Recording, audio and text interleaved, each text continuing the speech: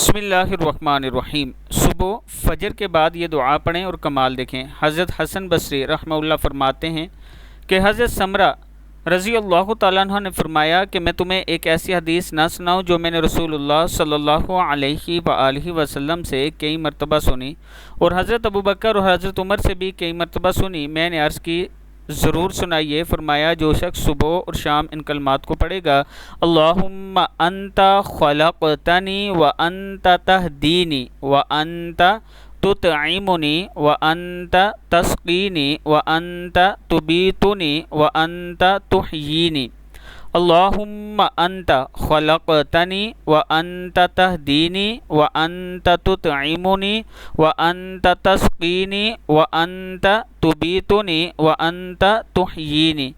پھر اللہ تعالیٰ سے جو مانگے تو اللہ تعالیٰ اسے وہ چیز ضرور عطا فرماتا ہے۔ اللہ تعالیٰ ہم سب کو بھی اس پر عمل کرنے کی توفیق دے۔